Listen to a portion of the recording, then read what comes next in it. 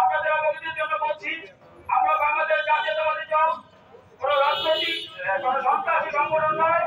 এটি একটি সুশৃঙ্খল রাজনৈতিক সংগঠন।